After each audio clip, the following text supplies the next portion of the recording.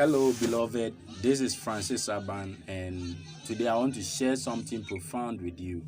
I think it is in tithing, and this is one area we Christians, most of us, are finding it difficult. Some are saying, "Oh, tithe is past. We are under a new covenant, so we don't need to pay tithe."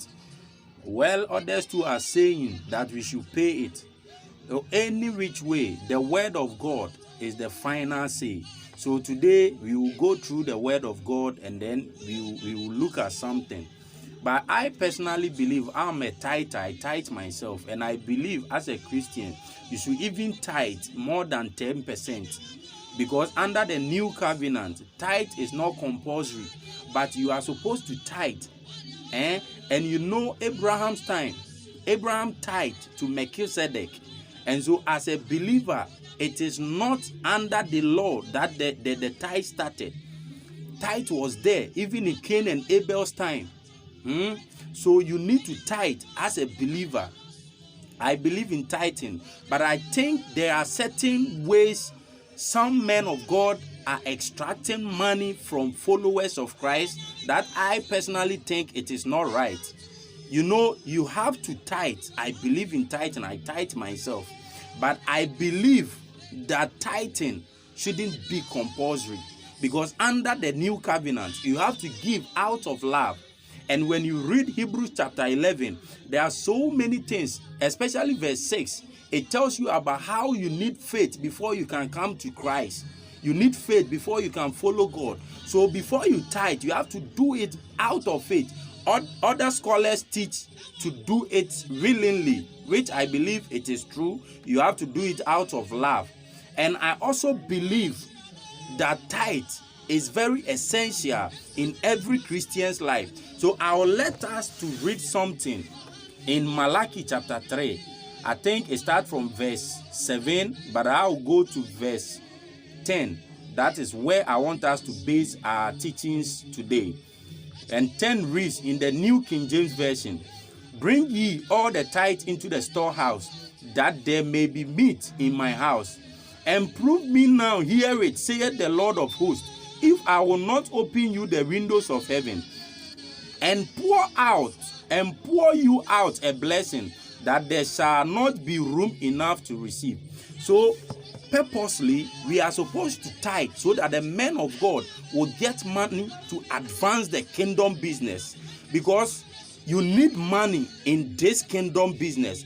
And we are supposed to give so that the men of God will also get money to push the kingdom business. So if you don't tithe, how are they going to get money to push the kingdom business?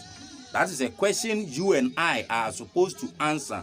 I believe that Abraham tithed before even the 10 commandments came. Abraham was before Moses. So if Abraham tithed to Melchizedek, then he didn't tithe under any law. So one thing we have to know, that tithe is not a law.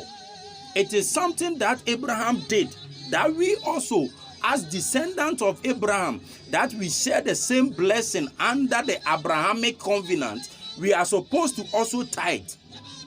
So tithing is not a law. So don't do it when you are not feeling okay. I like what one believer, one man of God, a preacher, which I like very much, Pastor Joseph Prince. He says it this way. He said tithe is for only matured Christians. I believe that every Christian is supposed to tithe. And so when you tithe, according to Malachi chapter 3 verses number 10, he said there will be meat in my house. But one thing you need to know is that when you tithe, God is not going to bless you because you tithe. God has already blessed you. And one thing that you have to also take note is that after tithing 10% or more, the remaining money that you have to invest that money. You have to work with the remaining money. Note that after tithing, the tithe is not going to bring you money. When you read verse 11 of Malachi chapter 3, verses number 11, what God is going to do to you after tithing is there. But I want you to take note that the tithing won't bring you money. After investing the 90% remaining, that is where your blessing will come. So a man of God I love very much in Victory Bible Church, Bishop Edmond Ankuma, will tell you that the blessing will come when you are working.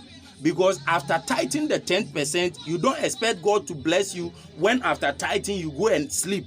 You have to work with the remaining 90% of your money. That is where the blessing will come from. That is where you will get the blessing. After tithing the 10%, you don't expect miracles to come naturally. That is why most of us are tithing, but we don't see the effect of tithing in our lives. After tithing, I sell clothing. You can see here, I'm a fashionista. So after I tithe, I make sure that the remaining 90% of my money, I go and get goods and sell them.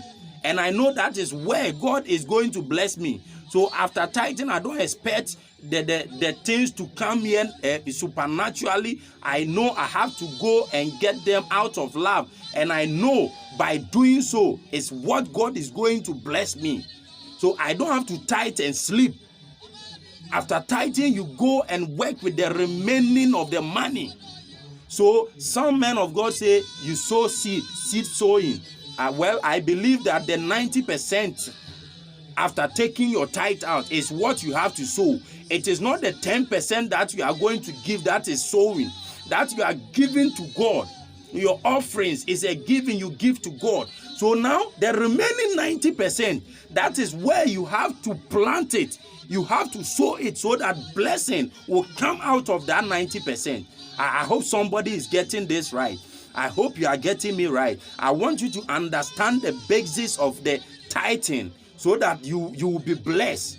You don't have to tithe and expect things to come supernaturally. You don't have to tithe and after you fold your arms and sleep, you will be poor. Someone need to tell you this. After tithing, you have to go out and work with the remaining 90%. You don't have to tithe and sleep. You have to tithe. After tithing, you go and work with the remaining money. I continue saying this everywhere I go. And so let me give you one of the blessings God is going to bless you after tithing. I think that is in verse 11. And he said, "And I will rebuke the devourer for your sakes, and he shall not destroy the fruit of your ground, neither shall your vine cast a fruit before the time in the field, saith the Lord of hosts." So these are some of the things God is going to do after you tithe.